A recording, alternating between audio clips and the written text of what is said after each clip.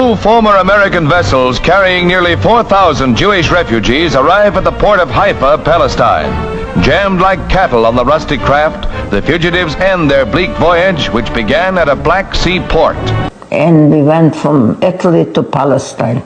It was not Israel yet, it was Palestine. Yeah. How did you get, you went by boat? By boat. We went to Israel when Israel was not Israel yet. Yeah.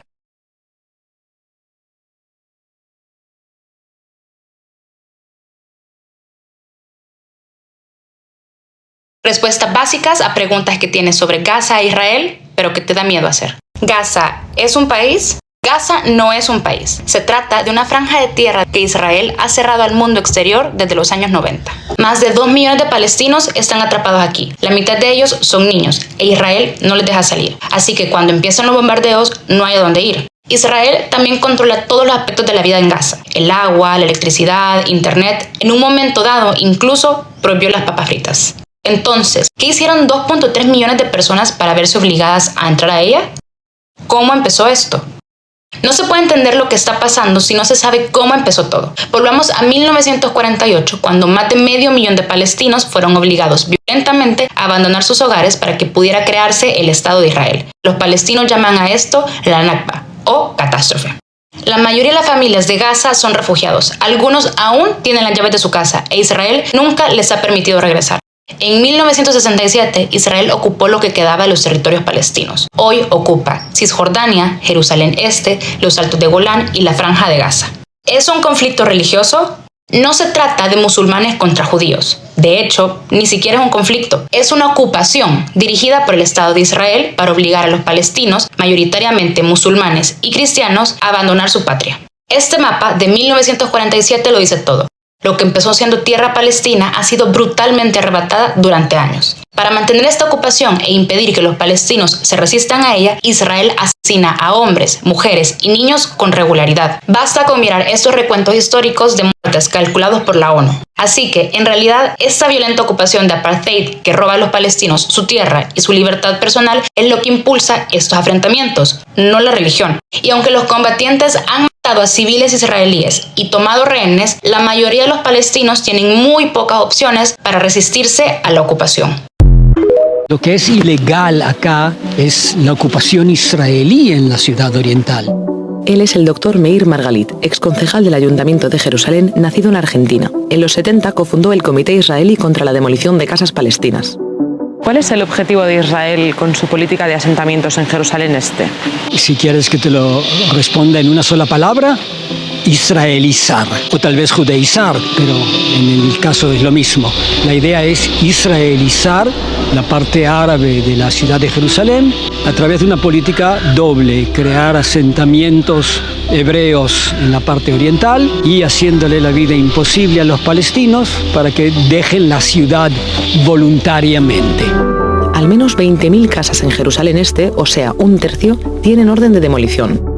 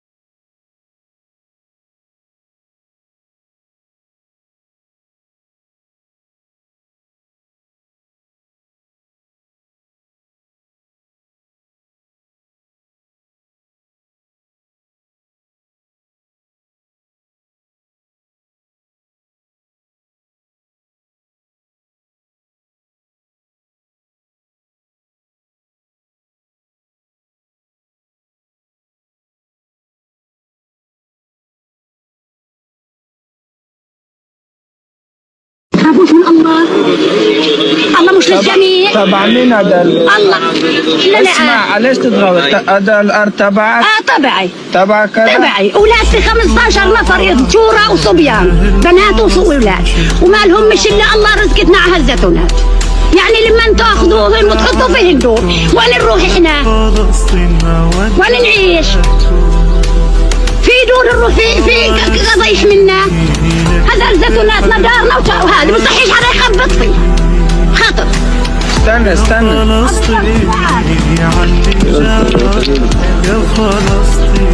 ندور؟ وين نعيش؟ بدنا نعيش احنا نخارة، بدنا نعيش. The occupation killed Gaza with 40,000 tons.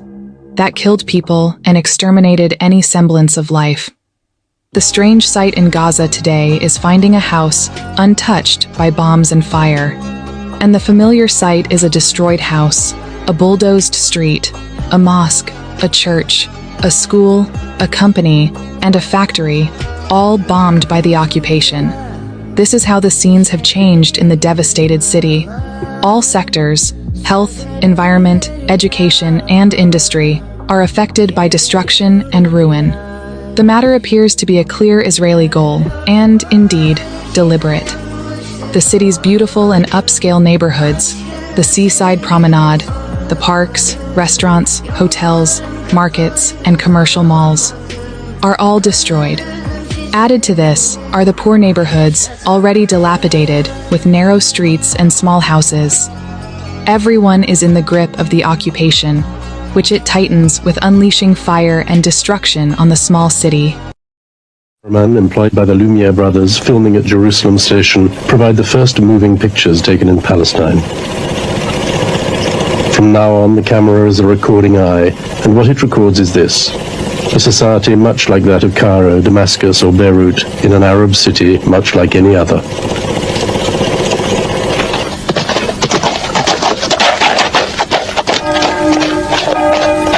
By the end of the 19th century, Palestine has 500,000 inhabitants, of whom 30,000 live in Jerusalem. A veiled woman, a Sunni Muslim, one of the majority. An Orthodox Jew. He too turns away from the camera. Here we have an Armenian Pope. Each of the Christian denominations has its church here in the Holy City. The holy places of the three religions are scattered across a few hundred square meters.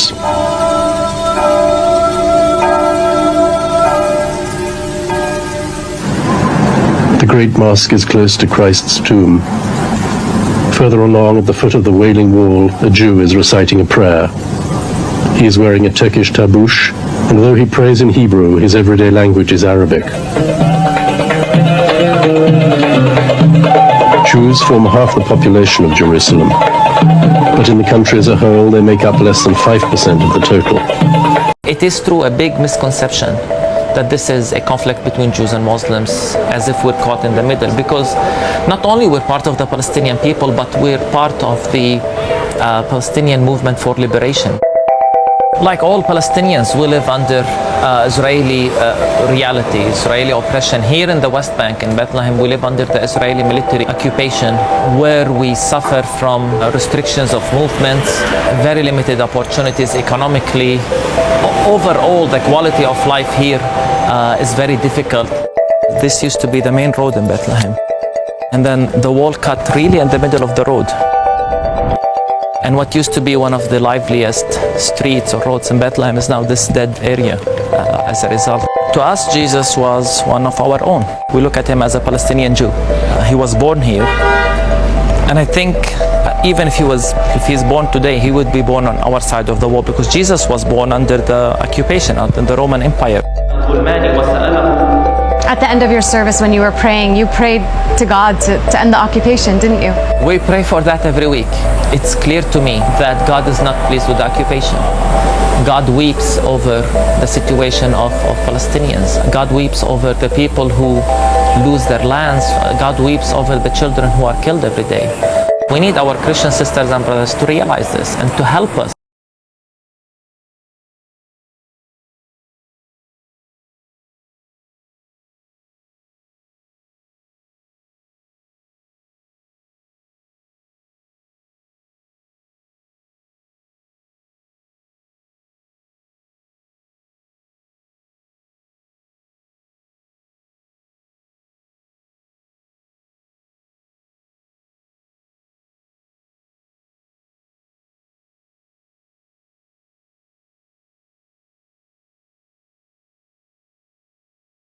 ¿Cómo fue que nació Israel en una tierra que ya se llamaba Palestina? En noviembre de 1947, la ONU vota a favor de la partición de este territorio. Este plan delimitaba el 55% de las tierras palestinas para un estado judío, pero la ONU nunca explicó cómo podía ser un estado judío cuando 2/3 partes de la población de ese territorio era palestina. Los palestinos rechazaron el plan, pero la resolución fue aceptada por el movimiento sionista, europeos que habían trabajado durante décadas para convertir Palestina en un estado judío. Gran Bretaña, que había sido el último en ocupar Palestina durante unos 30 años, anunció que abandonaba el país. Y los sionistas sabían que eso los dejaría con el ejército más fuerte de la región, así que ordenaron a sus fuerzas que tomaran más tierras de las que les había dado la ONU y que hicieran lo necesario para reducir el número de palestinos que vivían allí. En 1948, Ben Gurión anunció la fundación del Estado de Israel, con él mismo como primer ministro. Y ese nuevo Estado, en vez del 55% acordado, ocupó el 78% de lo que había sido la Palestina histórica. طب انتوا مين يا علمة؟ في ضغط عليكم؟ طب عايشين يا علمة معك؟ عايشين ايش يا علمة؟ ساعد ابن وابويا واخواني وستي كل حاجة سبعات انا حاضر اخر واحدة بدي سنة كل اولى ساعدوني اخر واحدة وانا بقول لك خليني اساعد اول واحدة عشان اساعدكم. قديش عمرك انت؟ عمري 12 شاب وطرفان طرفان اخويا البوبو. قديش عمره طرزان؟ شايفه ضوء؟ شايفه ضوء. يلا يا ألمة هيني بدها طولك. طيب يا عمو والله لا طولك يا عمو. يلا يا ألمة ايوه ما اشتريت صح قلت لك هنطلعك اصبر بس اصبر عشان اعرف اطلع. تعالي يا امه تعالي يا اختي تعالي. ألمة شوف الام وين هي تعالي. ألمة وين اخواتك جنبك؟ طلع علي. اخواتي هنا هذه ام هنا وام هنا. Todo el mundo está hablando de Hamás. Pero, ¿qué es Hamás y qué es lo que quieren realmente? Para responder esta pregunta, hablamos con alguien que realmente sabe de lo que está hablando. My name is Tariq Bakoni. I'm a writer. I'm the author of Hamas Contained: The Rise and Pacification of Palestinian Resistance. Entonces, para entender de dónde viene Hamás y lo que quiere, tenemos que entender lo que les ocurrió a los palestinos. Entre 1947 y 1949, 750.000 palestinos, o sea 3/4 partes de su población, se vieron obligados a abandonar sus hogares durante la creación del Estado de Israel. Para garantizar que Israel tuviera una mayoría judía, nunca se les permitió volver a casa, y en 1967 Israel conquistó las partes restantes de lo que había sido la Palestina histórica. Hamás se fundó aquí en diciembre de 1987. Ese fue también el primer mes del primer levantamiento palestino contra la ocupación israelí, conocido como la Intifada. Hamas as a movement is a nationalist movement first and foremost. So it's a movement that is committed to the liberation of Palestine from Israeli colonization. Hamas no es el único grupo palestino que lucha contra Israel, pero es el más grande. Su principal rival, Fatah, renunció a enfrentarse a Israel para dirigir en su lugar la autoridad palestina, que tiene un gobierno limitado en Cisjordania ocupada por Israel. Dado que Hamas tiene una identidad islámica e Israel se proclama como Estado judío, gran parte de la cobertura occidental del grupo describe sus motivaciones como antisemitas. Tarak dice que eso no es exacto. It has not employed tactics that are grounded in anti-Semitism or that necessarily fight against Israeli Jews because of their Judaism, but rather to target the regime itself. So when we think about Hamas discussing the liberation of Palestine, what it means for the movement is dismantling a system of colonial violence. Hamas ha utilizado y apoyado diversas tácticas en esa lucha, tanto violentas como no violentas. Ha atacado tanto a civiles como a objetivos militares israelíes. Pero hay que recordar, no es solo un grupo armado. The movement has a very sophisticated political infrastructure. So they have engaged with questions around governance and around movement building and around developing a welfare state that suggests that the movement is really looking to develop a Palestinian state within the land of historic Palestine. En 2005, tras un año de ataques de Hamas y otros grupos, Israel desmanteló los asentamientos ilegales de la Franja de Gaza y expulsó a los colonos y soldados que allí se encontraban. Un año después, Hamas ganó las elecciones legislativas palestinas celebradas en Gaza y Cisjordania. e Israel, Estados Unidos y sus aliados respondieron cortando toda ayuda y contacto con los palestinos e intentaron organizar un golpe de Estado. El intento de golpe fracasó, dejando a Hamás el control de Gaza, pero Gaza y los 2.3 millones de personas que viven allí han estado sometidos a un bloqueo asfixiante desde entonces. The punitive measure was focused in this case on the Palestinians in Gaza and to try to force them to bring down Hamas as a governing authority. But that didn't work, and instead the blockade evolved into a way for the Israeli authorities to contain Hamas in the Gaza Strip. Mira la segunda parte para saber cómo afectó el bloqueo a Gaza y qué significó para Hamás una vez en el poder. En 2007, Israel sitió Gaza después de que Hamás se hiciera con el control de la zona. Israel se instaló en lo que Tarak denomina un equilibrio violento con Hamás. And they relied on a military doctrine called mowing the lawn, which essentially meant that every few years they would carry out a military assault on the Gaza Strip to undermine Hamas's military capabilities. Now, this violent equilibrium relied on the premise that there doesn't need to be a political resolution to the Gaza Strip, that Israel could deal with it only militarily, and that the blockade could continue indefinitely, regardless of the fact that it was premised on collective punishment and the forced imprisonment of 2 million Palestinians. En 2012, la ONU dijo que si no se levantaba el bloqueo, Gaza sería inhabitable en 2020. Aunque se negó a entregar las armas, Hamás intentó traspasar responsabilidades administrativas a la autoridad palestina para mejorar el nivel de vida e intentar poner fin al asedio. No funcionó. En 2018 apoyó una marcha masiva no violenta que se prolongó durante un año con la esperanza de romper el asedio. Now, over the course of this period, the popular mobilization resulted in very basic coverage globally and no concessions at all from Israel. At some point over the course of these marches, Hamas made the decision to begin inflicting forms of disruption, so firing missiles into Israel as well as flaming kites into fields around the Gaza Strip. And it was only through these tactics that the Israeli authorities began negotiating for a ceasefire. It was a reinforcing of the lesson that Israel only listens to violence or only listens to force as a negotiating tactic. Pero el asedio no se levantó, y de hecho hubo más periodos de cortar el césped. Desde 2008, estas escaladas han provocado la muerte de más de 4.000 palestinos. El 7 de octubre de 2023, Hamás salió de Gaza. Los combatientes del grupo atacaron las bases militares de Israel en los alrededores y luego se dirigieron a pueblos y ciudades israelíes. Murieron unas 1.200 personas, en su mayoría civiles. Más de 200 personas, incluidos soldados israelíes, civiles, entre ellos niños y extranjeros, fueron trasladados a Gaza con la esperanza de Hamás de intercambiarlos por miles de palestinos detenidos en las cárceles israelíes. Pero en respuesta al ataque del 7 de octubre, Israel ha destruido amplias zonas de Gaza. Más de 15.000 personas, en su mayoría civiles, han muerto, muchas de ellas en ataques aéreos contra sus hogares.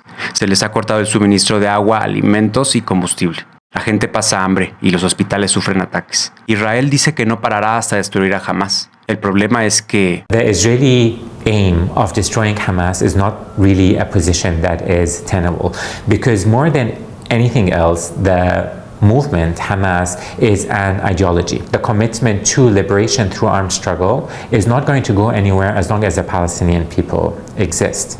The only way that Israel can get any form of calm or security is if it begins dealing with the Palestinian people, not through a military lens, but rather through a political lens, to see and acknowledge the political demands at the heart of the Palestinian Liberation Project, the most fundamental of which is the right of return of Palestinian refugees who have been expelled from homes now within Israel.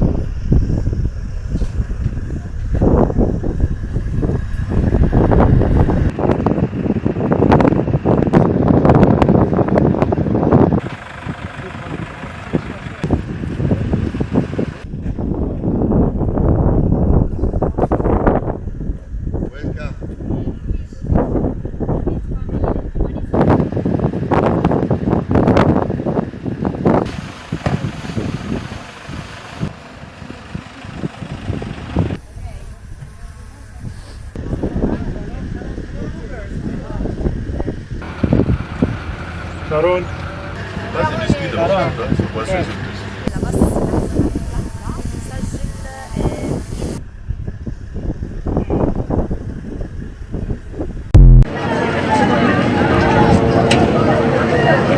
وين روحنا؟ هذه هجرة جديدة، هذه نكبة جديدة للشعب الفلسطيني، نكبة 2023، في نكبة 48، هذا نكبة 2023.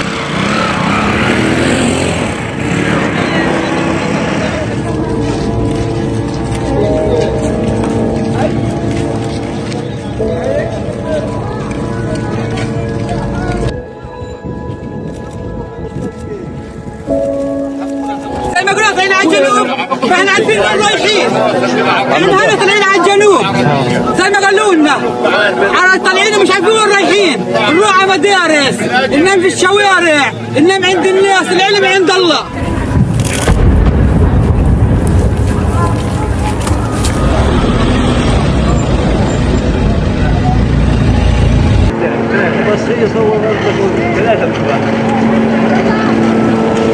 ايش بعرفش يا انا اللي علي عملته، اللي عملته بالجامد.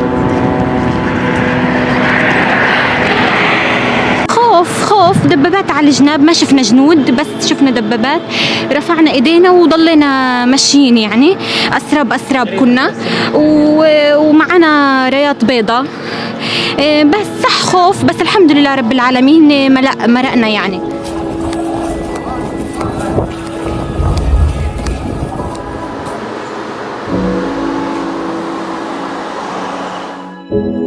والله مرقنا، رفعنا ايدينا هيك عملنا رايه ورفعنا هويتنا ومرقنا.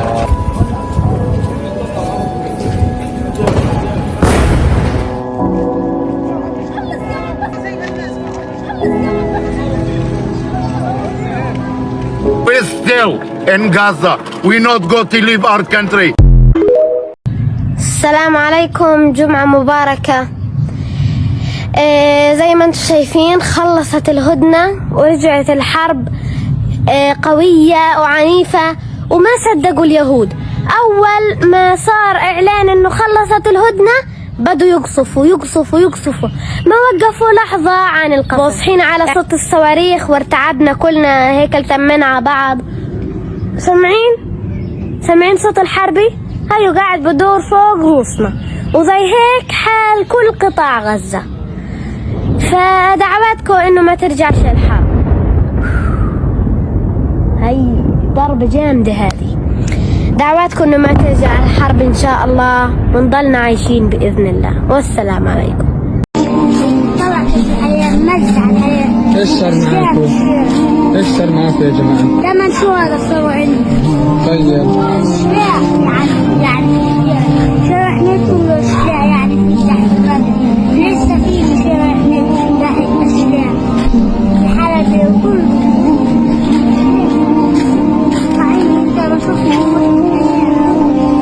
الحمد لله سلامتك.